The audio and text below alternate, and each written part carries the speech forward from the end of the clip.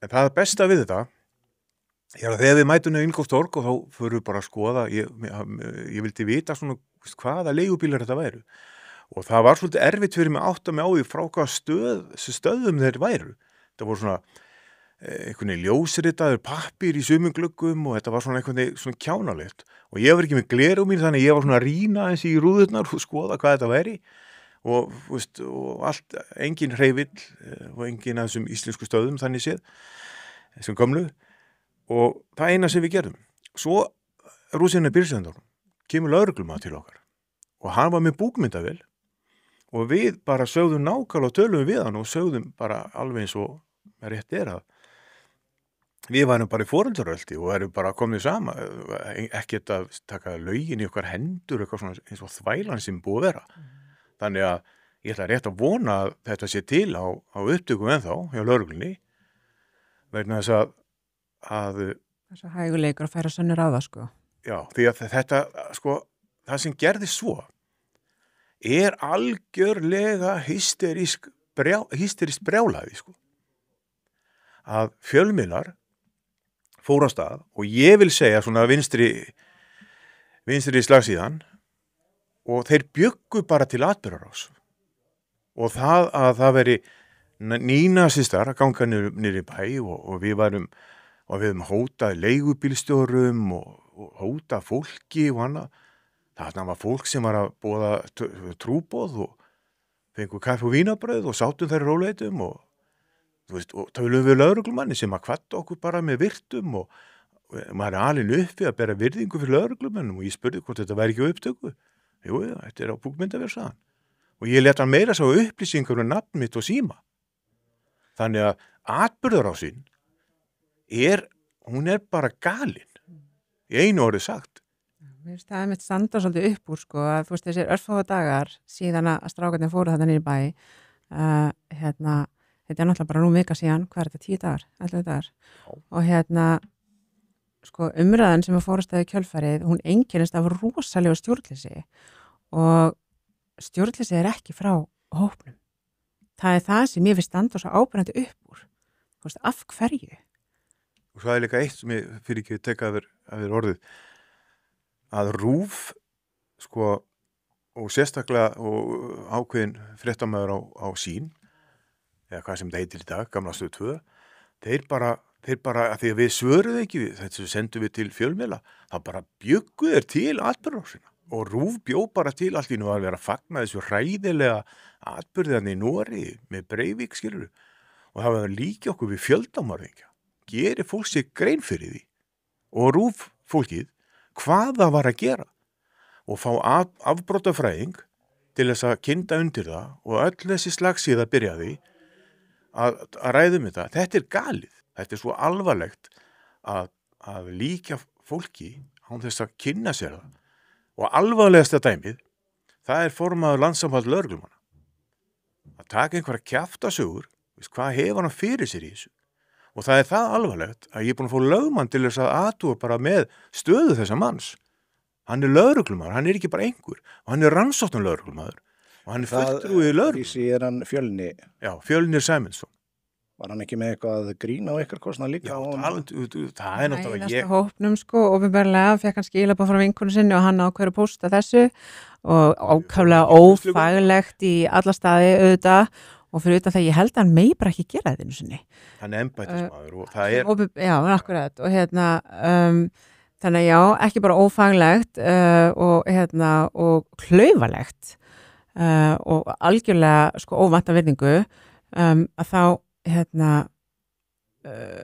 maður í þessari stöðu hann er náttúrulega bara svolítið bara að skjóta sig í fótinn sko.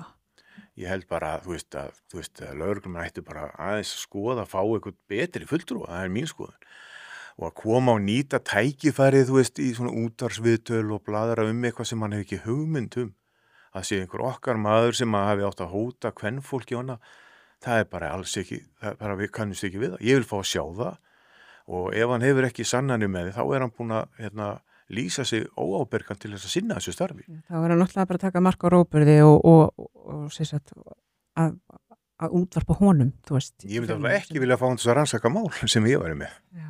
Ef hann vinnur ekki vinnuna betur. sko, sem ekki bara hluti á þessum hóp, en bara ef ég mætti byrja sem sko, að því að nú er maður minn partur af þessum hóp og sko það er, og ég er ekki eina konan sem að upplýði þetta.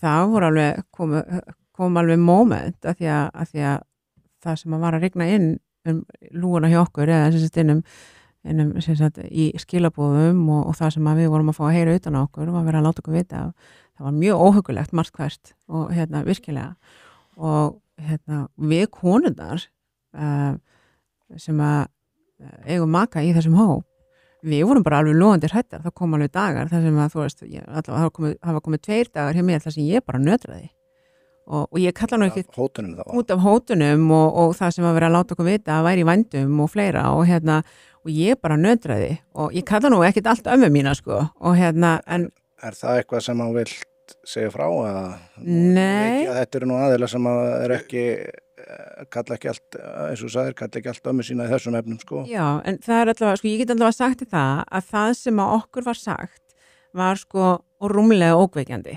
Þú veist, það er rosalegt að eftir örfáa daga í svona það sem ég rauninni ekkert gert og við erum ekki að gera neitt, það er ekki við sem erum búin að vera að sýna okkur stjórnleysi og það er ógnað líf okkur bókstaflega, þú veist, það er bara morðhótanir. Já. Þetta er rosalegt og þetta er bara veruleikin sem við erum búin að lifa við núna síðustu 1,5 vikuna.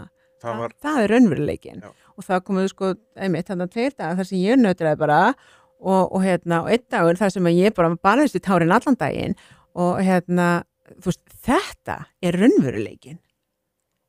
Þannig að já, þetta er fólk hefur sagt, já fólk hefur sagt sko á Facebook það er að hengja okkur og finna okkur hvar við búum og já, ég alveg hiklaust segi það og ég bara, eins og segi, ég hugsa mér, ég bara einhvern veginn trúi þessu ekki en ég heyrði af því að það voru erlendir aðilar sem að ætluðu að senda svona strákpjaka til þess að gata okkur var sagt. Ég hugsa mér bara, ég trúi þessu ekki. En þetta voru bara svo áreiðanlega heimildir að sko, ég virkilega bara maður fór bara lítið öxl sko og fór að rifja upp gömlu glímubröðum sko, hvernig maður myndi gera þetta. En þú gerir ekkert þegar 14-15 ára strákur sem er skipað að gera eitthvað ræðst aðeins með hníf og nær fer beint í síðunáður og stingur í lungunáður og gengur frá þér. Þetta er raunveruleikin. Ég vil að fólk viti hvað er búið að ganga á. Og þetta er ekki eðlilegt. Og þeir sem bera ábyrgð á þessu eru þeir sem hófu þetta í fjölmiðlum. Það er RÚV, SÝN, dómsmálaráðherra og lögreglan skuli ekki haft farið rétt með mál. Því að það hefði verið svo auðvelt til dæmis fyrir ríkislögreglustjóra sem er sko vinur minn á Facebook. Ég hef fylgst með henni og hef gaman að fylgjast með henni því að hún er lifandi og skemmtileg manneskja. Hún hefði getað sendt mér skilaboð. Ekki vant að það að blaðamenn sem eru á Facebookinu hjá mér voru að senda mér skilaboð og vildu fá að vita hitt og þetta. Þeir gerðu það. Akkur gerði hún það ekki?